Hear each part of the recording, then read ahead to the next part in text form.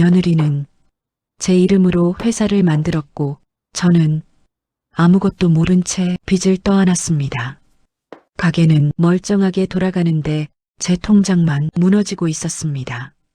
그 사실을 가장 늦게 안 사람이 바로 저였습니다.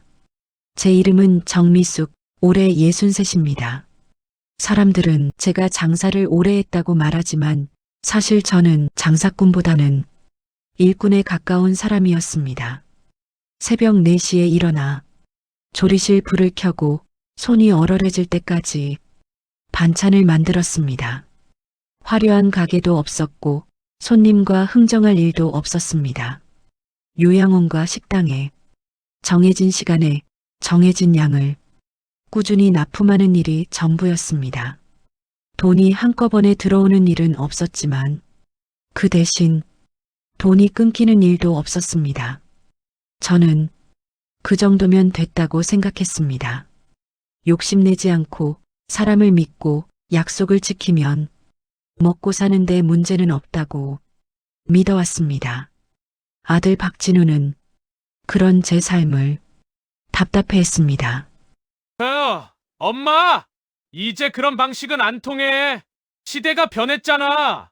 저는 웃으며 넘겼습니다. 제가 살던 방식이 틀렸다고 생각해 본 적은 없었으니까요. 진우가 결혼을 한다고 했을 때도 저는 별다른 걱정을 하지 않았습니다. 며느리 한서연은 처음부터 눈에 띄는 사람이 아니었습니다. 말이 많지도 않았고 웃음도 과하지 않았습니다. 대신 항상 메모를 했고 질문은 정확했습니다. 어머님, 이 거래처는 언제부터 거래하셨어요? 원가 계산은 직접 하시는 거예요? 그 질문들이 이상하게 들리지 않았습니다. 오히려 이를 이해하려는 사람 같아서 마음이 놓였습니다. 어느 날 며느리는 제 조리실을 유심히 둘러보더니 조용히 말했습니다. 어머님, 이 구조로는 언젠가 문제가 생겨요. 그 말이 협박처럼 들리지 않았습니다. 경고처럼 들리지도 않았고요.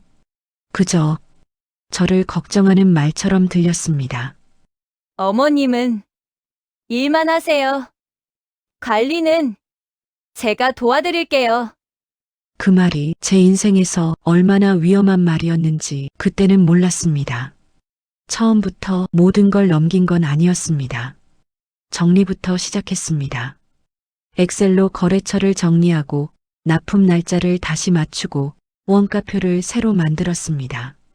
어머님, 이런 건 제가 할게요. 어머님은 숫자 보면 괜히 스트레스 받으시잖아요.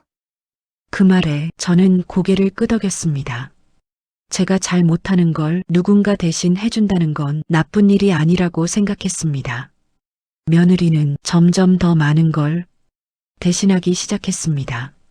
거래처 연락, 입금 확인, 세금 관련 서류까지 어느 순간부터 전화가 제 휴대폰으로 오지 않았습니다. 대신 며느리를 통해서 전해졌습니다. 이번 달은 입금이 조금 늦대요. 거래처 쪽에서 조건을 바꾼대요. 저는 그 말들을 그대로 믿었습니다. 그게 제가 평생 해오던 사람을 믿는 방식이었으니까요. 그때까지도 저는 몰랐습니다. 관리를 넘긴다는 건 일을 맡기는 게 아니라 권리를 넘기는 일이라는 걸. 그리고 그 권리는 한번 넘어가면 되돌아오지 않는다는 걸요. 며느리가 관리를 맡은 뒤로 제 하루는 눈에 띄게 단순해졌습니다. 조리실에 나가 반찬을 만들고 납품을 보내고 집으로 돌아오는 일, 그 사이에 있던 전화와 계산, 확인해야 할 숫자들은 전부 사라졌습니다. 편해졌다고 생각했습니다. 사실은 편해진 게 아니라 비워지고 있었는데요. 어느 날부터 며느리는 제 조리실에 저보다 먼저 와 있었습니다. 어머님, 이쪽 동선은 이렇게 바꾸는 게 좋아요. 제가 쓰던 자리에 며느리가 서 있었고 제가 하던 말을 며느리가 대신 하고 있었습니다. 직원들도 처음엔 저를 보더니 점점 며느리를 먼저 쳐다봤습니다. 사장님, 이건 어떻게 할까요? 그 말이 누구를 향한 건지 헷갈리기 시작했습니다. 저는 웃으며 말했습니다. 서연이한테 물어봐. 그 말이 제 입에서 나왔다는 사실이 지금 생각하면 가장 무서운 부분입니다. 며느리는 항상 저보다 한 박자 빠르게 움직였습니다. 납품량을 조정하고 거래처 조건을 바꾸고 서류를 새로 만들었습니다. 모든 결정에는 이유가 있었고 모든 설명에는 어려운 말이 붙어 있었습니다. 어머님, 이건 업계 표준이에요. 요즘은 다 이렇게 가요. 저는 그 말을 이해하지 못했습니다. 그래서 묻지 않았습니다. 이해하지 못하는 걸 괜히 캐묻는 게 민폐라고 생각했거든요. 그런데 이상한 순간이 하나둘 생기기 시작했습니다. 늘 직접 전화를 주던 거래처 한 곳에서 갑자기 연락이 끊겼습니다. 며느리에게 물으니 별일 아니라는 듯 말했습니다. 어머님, 거긴 요즘 사정이 안 좋아요. 잠깐 쉬는 거래예요. 그 말을 믿었습니다. 하지만 며칠 뒤 다른 식당 사장에게서 우연히 말을 들었습니다. 어머님, 그쪽이랑은 이미 정리된 거 아니에요? 그 말이 귀에 오래 남았습니다. 정리됐다는 말이 무슨 뜻인지 정확히 묻지 못한 채 저는 집으로 돌아왔습니다. 며느리는 늘 그랬듯 차분했습니다. 어머님, 그건 계약 구조가 바뀐 거예요. 어머님이 굳이 신경 쓰실 일 아니에요. 그 말이 왜 이렇게 차갑게 들렸는지 저도 모르겠습니다. 그날 이후 저는 조리실에 가서도 괜히 말을 아끼게 됐습니다. 며느리가 결정해둔 일에 제가 끼어들면 분위기가 달라졌기 때문입니다. 어머님, 그건 이미 얘기 끝난 부분이에요. 그 말은 존댓말이었지만 선 긋는 말이었습니다. 어느 순간부터 제 조리실은 제가 결정하는 공간이 아니라 허락받고 들어가는 공간이 돼 있었습니다. 가장 이상했던 건 돈이었습니다. 분명 조리실은 돌아가고 있었고 납품도 계속되고 있었는데 제 통장에는 예전만큼의 돈이 찍히지 않았습니다. 며느리에게 물으면 항상 같은 대답이 돌아왔습니다. 이번 달은 정산이 좀 밀렸어요. 원래 이쪽은 한 번에 들어와요. 그 말이 한두 번이 아니라 계속 반복되자 가슴 한쪽이 불편해지기 시작했습니다. 그래도 확인하지 않았습니다. 확인하는 순간 지금까지 믿어온 것들이 무너질 것 같았기 때문입니다. 사람은 의심하기 시작하면 끝이 없다는 걸 저는 잘 알고 있었습니다. 그래서 끝까지 믿기로 했습니다. 그 선택이 제가 할 수 있는 가장 편한 선택이었으니까요. 그날 밤 잠자리에 누워도 잠이 오지 않았습니다. 머릿속에는 낯선 말들이 떠올랐습니다. 정리됐다. 이미 끝났다. 어머님은 신경 안 쓰셔도 돼요. 그 말들이 하나의 문장으로 이어지지 않은 채 계속 맴돌았습니다. 그리고 저는 아직도 몰랐습니다. 이 불안이 막연한 기분이 아니라 이미 시작된 결과라는 걸요. 며느리가 제 조리실에 저보다 먼저 와 있는 날이 점점 늘어났습니다. 처음엔 우연이라고 생각했습니다. 부지런한 사람이라 그럴 수 있다고 넘겼습니다. 하지만 어느 순간부터 제가 도착하면 이미 일이 절반 이상 진행돼 있었습니다. 어머님, 오늘은 이쪽 작업 안 하셔도 돼요. 그 말이 처음엔 배려처럼 들렸습니다. 하지만 그날 이후로 비슷한 말이 계속 반복됐습니다. 어머님은 이제 이건 안 하셔도 돼요. 이건 제가 정리해 둘게요. 제 손에서 하나씩 일이 떼어져 나갔습니다. 그날 조리실 문 앞에서 잠깐 멈춘 적이 있습니다. 예전엔 문을 열면 익숙한 냄새가 먼저 나왔는데 그날은 낯선 공기가 느껴졌습니다. 안으로 들어가 보니 제가 쓰던 작업대가 다른 쪽으로 밀려 있었습니다. 어머님, 동선이 바뀌었어요. 며느리는 아무렇지 않게 말했습니다. 제가 쓰던 공간이 어디로 갔는지는 설명하지 않았습니다. 그날부터 조리실 안에는 보이지 않는 선이 그어져 있었습니다. 제가 서 있으면 어색해지는 자리, 제가 말을 꺼내면 잠시 멈칫하는 공기. 직원들도 달라졌습니다. 예전엔 제가 말하면 고개를 끄덕이던 사람들이 이제는 며느리를 먼저 봤습니다. 그건 서연 씨한테 물어보세요. 그 말이 여러 번 반복되자 저도 모르게 말수가 줄었습니다. 어느 날 납품을 나가려는데 며느리가 말했습니다. 어머님, 오늘은 굳이 안 가셔도 돼요. 그날은 제가 직접 가야 하는 날이었습니다. 왜?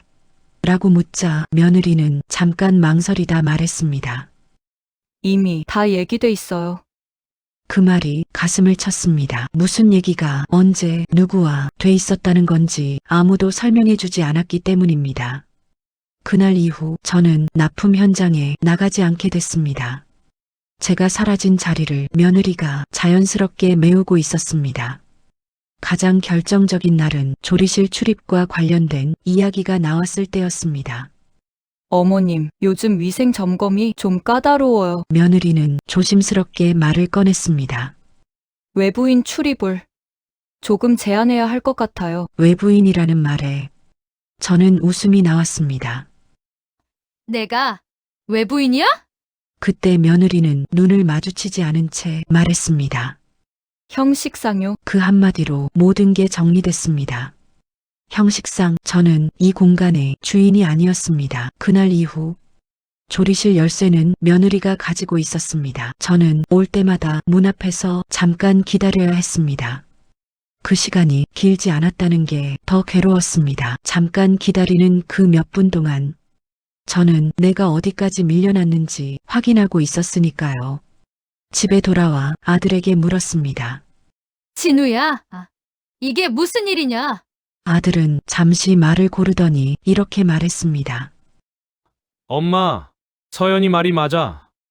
엄마는 이제 몸 생각해야지. 그 말이 위로처럼 들리지 않았습니다. 그건 결정 통보였습니다. 그날 밤 저는 처음으로 제 자리를 확인했습니다. 조리실의 주인도 결정권자도 연락 창구도 아니었습니다. 저는 그저 일을 하던 사람이었습니다. 그 사실을 그날에서야 알게 됐습니다.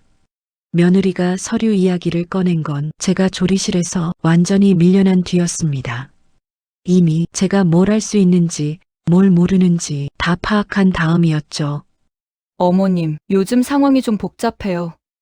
며느리는 식탁 위에 두툼한 봉투를 올려놓았습니다.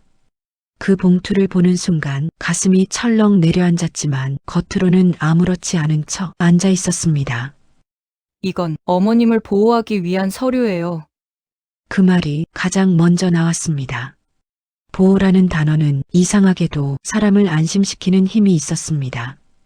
제가 묻기도 전에 며느리는 차분하게 설명을 시작했습니다. 조리실 규모가 커졌잖아요. 거래처도 늘었고요. 사실 규모가 커졌다는 말은 제가 체감하지 못하고 있던 말이었습니다. 하지만 그 말에 반박할 근거도 저에겐 없었습니다. 이제는 개인 명의로 가기엔 리스크가 커요. 리스크라는 말이 그날따라 유난히 무겁게 들렸습니다. 법인으로 전환하면 어머님도 세금도 줄고 거래도 깔끔해져요. 법인, 세금, 거래구조 그 단어들이 제 귀에는 외국어처럼 들렸습니다. 그래서 저는 고개를 끄덕였습니다. 이해해서가 아니라 이해하지 못한다는 걸 들키고 싶지 않았기 때문입니다. 며느리는 그걸 정확히 알고 있었습니다. 어머님은 지금까지 너무 단순한 구조로 일을 해오셨어요. 그 말은 제가 틀렸다는 말처럼 들렸고 동시에 이제는 바꿔야 한다는 통보처럼 들렸습니다. 서류를 넘길 때마다 모르는 말이 나왔습니다. 위임, 대표, 연대. 어머님은 이름만 올리시는 거예요. 그 말이 이상하게 마음에 걸렸지만 며느리는 바로 이어서 말했습니다. 실질적인 건 제가 다 할게요. 그 말이 그날의 결정타였습니다. 저는 그 말에 기대고 싶었습니다. 이미 조리실에서도 결정에서도 밀려난 상태였기 때문입니다. 며느리는 마지막 장을 펴놓고 조심스럽게 말했습니다. 여기만 사인하시면 돼요. 사인이라는 말 대신 도장이라는 말은 쓰지 않았습니다. 그게 더 무거워질까봐였을지도 모릅니다. 저는 잠깐 망설였습니다. 그 순간 머릿속에 수많은 생각이 스쳤습니다. 이걸 안 하면 어떻게 될까? 이미 여기까지 온 상황에서 거절할 수 있을까? 그리고 그 생각은 아주 짧게 끝났습니다. 이미 돌아갈 자리는 사라져 있었으니까요. 도장을 찍는 소리는 아주 작았습니다. 탁, 그 소리가 그렇게 조용할 줄은 몰랐습니다. 며느리는 그 도장을 확인하자 표정을 풀었습니다. 잘하셨어요, 어머님. 그 말이 왜 이렇게 멀게 느껴졌는지 저는 설명할 수 없습니다. 그날 이후 제 하루는 더 조용해졌습니다. 전화는 아예 오지 않았고 조리실에는 갈 일이 없었습니다. 대신 며느리는 늘 바빴습니다. 전화를 받으며 메모를 하며 어딘가를 오가고 있었습니다. 저는 그 모습을 보며 이상하게 안도했습니다. 그래, 이제 누군가가 대신 짊어지고 있구나. 그 생각이 얼마나 위험한 착각이었는지 그때는 알지 못했습니다. 그날 밤 저는 잠들기 전에 서류 봉투를 다시 열어봤습니다. 글자는 여전히 이해되지 않았고 내용은 기억나지 않았습니다. 하지만 제 이름만은 분명히 적혀 있었습니다. 그게 제 이름이었고 제 인생이었습니다. 그걸 그날 밤에는 아직 모르고 있었습니다. 도장을 찍은 뒤 며느리는 눈에 띄게 바빠졌습니다. 전화는 항상 끊기지 않았고 메신저 알림은 밤늦게까지 울렸습니다. 그 모습이 왠지 든든해 보였습니다. 그래, 이제 진짜로 일을 키우는 단계인가 보다. 그렇게 저는 스스로를 안심시켰습니다. 하지만 이상한 건 그 다음 달부터였습니다. 늘 정해진 날짜에 들어오던 입금이 들어오지 않았습니다. 하루, 이틀, 사흘, 며느리에게 물으니 아주 자연스럽게 말했습니다. 어머님, 이번 달은 정산이 좀 밀렸어요. 그 말은 예전에도 들었던 말이라 대수롭지 않게 넘겼습니다. 하지만 그 다음 달도 상황은 같았습니다. 조리실은 분명 돌아가고 있었습니다. 직원들도 계속 출근했고 납품 차량도 오갔습니다. 그런데 제 통장만 조용했습니다. 대신 낯선 번호로 문자가 오기 시작했습니다. 대출 상환일이 지났습니다. 연체 이자가 발생했습니다. 처음엔 스팸인 줄 알았습니다. 저는 대출을 받은 기억이 없었기 때문입니다. 며느리에게 문자를 보여주자 잠깐 당황한 표정을 지었습니다. 어머님, 그건 시스템 오류일 거예요. 요즘 이런 문자 많이 와요. 그 말에 저는 또 고개를 끄덕였습니다. 지금 생각하면 그때가 마지막으로 아무것도 모르고 넘길 수 있었던 순간이었습니다. 며칠 뒤 이번엔 전화가 왔습니다. 정미숙 씨 맞으시죠? 법인 관련해서 확인할 게 있습니다. 법인이라는 말에 가슴이 덜컥 내려앉았습니다. 어떤 법인이요? 상대는 차분하게 말했습니다. 대표자 명의로 연대보증이 들어가 있어서요. 그 순간 제 머릿속이 하얘졌습니다. 연대보증 서류에서 스쳐 지나간 단어였습니다. 그날 밤 잠을 잘 수 없었습니다. 서류 봉투를 꺼내 처음부터 다시 읽어봤습니다. 여전히 이해는 되지 않았지만 한 가지는 분명했습니다. 모든 책임란에 제 이름이 있다는 것. 다음 날 은행에 갔습니다. 창구 직원은 제 화면을 보더니 잠시 멈췄습니다. 어머님, 이 건은 법인 거래라서. 그 말 뒤에 이어진 설명은 제 귀에 거의 들어오지 않았습니다. 다만 이것만은 분명히 들었습니다. 상환 책임은 대표자분께 있습니다. 대표자. 제가 한 번도 대표로 행동한 적 없는 그 이름이 제 이름이었습니다.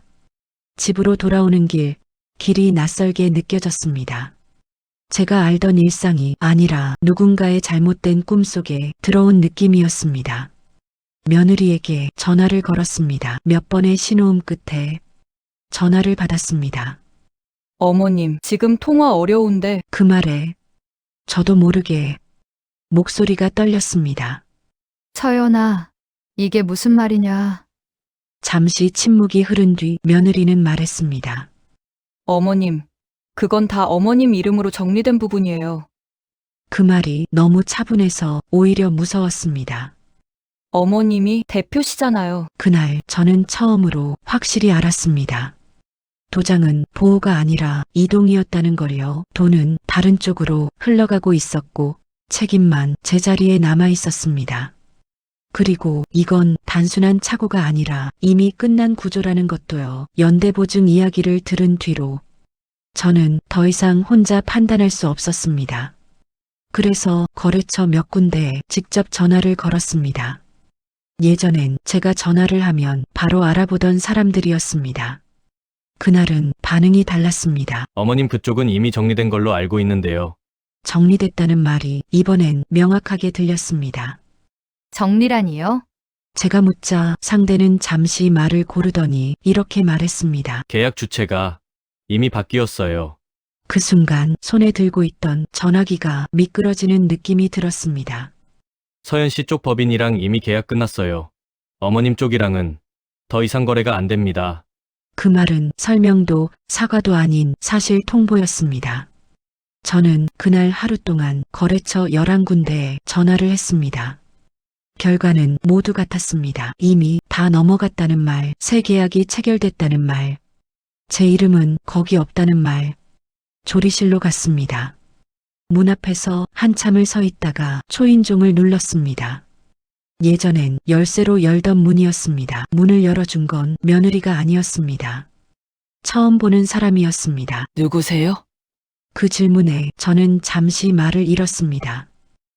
여기 내가 운영하던 곳인데요. 그 사람은 당황한 표정으로 안쪽을 보더니 며느리를 불렀습니다.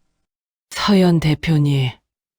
그 말이 귀에 꽂혔습니다. 대표 며느리는 조리실 안에서 자연스럽게 걸어 나왔습니다. 어머님, 여기까지 오셨어요? 그 말투는 예전과 같았지만 호칭은 달라져 있었습니다. 대표님이라는 말이 며느리에게 너무 자연스럽게 붙어 있었습니다. 저는 주변을 둘러봤습니다. 직원들, 작업대, 납품 박스 모두 예전과 같았지만 공기만 달랐습니다. 저는 그 안에서 손님처럼 서 있었습니다. 이게 무슨 상황이냐고 묻자 며느리는 조용히 말했습니다. 어머님, 이미 다 정리된 거예요. 어머님 명의 법인은 껍데기만 남았어요. 그 말이 이해되는데 시간이 걸렸습니다. 껍데기, 그 단어가 제 가슴을 천천히 파고들었습니다. 며느리는 이어 말했습니다. 거래처, 직원, 설비, 전부 이쪽으로 이전됐어요. 법적으로도 문제 없고요. 그 말은 이미 준비된 문장 같았습니다. 저는 그 자리에서 아무 말도 할 수 없었습니다. 분노도 눈물도 나오지 않았습니다. 대신 이상하게 머리가 맑아졌습니다. 이건 실수가 아니라 계획이었다는 걸 그제야 알았기 때문입니다. 집으로 돌아오는 길에 문득 아들의 얼굴이 떠올랐습니다. 전화를 걸었습니다. 진우야, 너 이거 알고 있었니? 잠시 침묵이 흐른 뒤 아들은 말했습니다. 엄마 나도 다 아는 건 아니야. 그 말이 이미 알고 있다는 말로 들렸습니다. 서연이가 다 알아서 한 거래. 그 말로 모든 게 정리됐습니다. 그날 밤 저는 처음으로 현실을 받아들였습니다. 제 조리실은 이미 제 것이 아니었고 제 이름은 책임을 떠안기 위한 껍데기였다는 걸요. 그리고 이 구조는 제가 어떤 선택을 하더라도 이미 완성돼 있었다는 걸요. 며느리가 새 법인을 운영하고 있다는 사실을 알았을 때 사람들은 말했습니다. 당장 변호사부터 만나세요. 그건 사기 아니에요? 저도 그렇게 생각했습니다. 사기라면, 속임수라면 되돌릴 수 있을 거라 믿었습니다. 그래서 법률 상담을 받았습니다. 젊은 변호사는 서류를 하나하나 넘겨보며 한참을 말없이 앉아 있었습니다. 그 침묵이 저를 더 불안하게 만들었습니다. 어머님, 이 서류들 전부 어머님 자필 서명과 도장이 찍혀 있습니다. 그 말이 이미 결론처럼 들렸습니다. 강요나 협박이 입증되지 않으면 법적으로는 문제가 되기 어렵습니다. 저는 그 말을 이해하는데 시간이 걸렸습니다. 그럼 제가 잘못한 건가요? 변호사는 고개를 저었습니다. 잘못과 책임은 다를 수 있습니다. 그 말이 더 잔인하게 느껴졌습니다. 저는 잘못하지 않았는데 책임은 모두 제 것이었습니다. 며느리가 저를 속였다는 걸 증명할 방법은 없었습니다. 서류에는 보호라는 말이 있었고 위임이라는 말이 있었고 동의라는 말이 있었습니다. 그 모든 말 옆에 제 이름이 있었습니다. 변호사는 현실적인 선택지를 조심스럽게 꺼냈습니다. 최소한 연대보증 부분이라도 줄이는 쪽으로 협상해 보시는 게 협상, 그 말은 이미 이길 수 없다는 말과 같았습니다. 며느리에게 연락했습니다. 만나자고 했고 그녀는 차분하게 나왔습니다. 어머님, 이제 와서 뭘 바꾸겠다는 거예요? 그 말에는 당황도 미안함도 없었습니다. 저는 처음으로 감정을 드러냈습니다. 이건 너무한 거 아니냐? 며느리는 잠시 저를 보더니 이렇게 말했습니다. 어머님, 어머님도 선택하신 거예요. 그 말이 제 입을 막았습니다. 강요한 적 없어요. 도장 찍으신 것도 어머님이잖아요. 모든 말이 사실이었습니다. 그래서 아무 말도 할 수 없었습니다. 결국 저는 모든 걸 되돌리지는 못했습니다. 조리실도 거래처도 돌아오지 않았습니다. 대신 몇 가지 조건만 조정됐습니다. 연대보증 금액 일부 축소, 분할 상환, 그게 제가 얻은 전부였습니다. 집으로 돌아와 혼자 앉아있으니 이상하게도 눈물이 나지 않았습니다. 분노도 절망도 지나간 뒤였습니다. 남은 건 피로감이었습니다. 그리고 깨달음이었습니다. 사람은 나쁜 짓을 하지 않아도 충분히 잔인해질 수 있다는 것. 법을 어기지 않아도 누군가의 인생을 가져갈 수 있다는 것. 그걸 가장 가까운 사람이 할 수 있다는 것. 그날 이후 저는 사람을 대하는 방식이 바뀌었습니다. 믿지 않게 된 게 아니라 맡기지 않게 됐습니다. 그 차이가 얼마나 큰지 그때는 몰랐습니다. 모든 일이 정리된 뒤 제 일상은 겉으로 보기엔 크게 달라지지 않았습니다. 아침에 일어나 밥을 먹고 집을 정리하고 잠을 자는 생활, 사람들은 제가 큰 일을 겪었다는 걸 알지 못했습니다. 알려줄 수도 없었습니다. 무슨 말을 어디서부터 해야 할지 저 자신도 몰랐기 때문입니다. 조리실은 완전히 정리됐습니다. 간판도 기계도 제가 쓰던 작업대도 모두 다른 이름으로 옮겨졌습니다. 그 자리에 제가 설 이유는 없어졌습니다. 가끔 길을 걷다 보면 납품하던 식당 앞을 지나치게 됩니다. 문을 열고 안으로 들어가면 예전과 똑같은 냄새가 날 것 같았습니다. 하지만 저는 한 번도 들어가지 않았습니다. 이미 제 자리가 아니라는 걸 알고 있었으니까요. 아들은 예전처럼 연락을 해왔습니다. 엄마, 몸은 좀 어때? 그 말이 위로처럼 들리지는 않았습니다. 그저 아무 일도 없었던 것처럼 지내고 싶어하는 사람의 말처럼 들렸습니다. 며느리에 대한 이야기는 서로 하지 않았습니다. 하지 않기로 약속한 적도 없는데 자연스럽게 그렇게 됐습니다. 그게 우리 가족이 선택한 방식이었을지도 모릅니다. 저는 다시 장사를 시작하지 않았습니다. 할 수 없어서가 아니라 하지 않기로 결정했기 때문입니다. 이제는 누군가와 돈이 얽히는 일이 두려웠습니다. 그 두려움이 저를 약하게 만들었다고 생각하지는 않습니다. 그건 제가 배운 대가였으니까요. 가끔 서류 봉투를 꺼내보기도 합니다. 지금은 그 안의 말들이 조금은 읽힙니다. 위임이 무엇인지, 대표가 무엇인지, 연대가 무엇인지 그 단어들이 왜 그렇게 위험한지 너무 늦게 알아버렸지만 그래도 알게는 됐습니다. 사람을 믿는다는 건 마음을 여는 일이지 모든 걸 내주는 일이 아니라는 걸요. 저는 다시 누군가를 미워하지는 않습니다. 다만 다시는 그 방식으로 살지 않겠다고 정했을 뿐입니다. 어쩌면 그게 제가 얻은 유일한 승리일지도 모릅니다. 가족이라도 서류 앞에서는 어디까지 믿어야 할까요?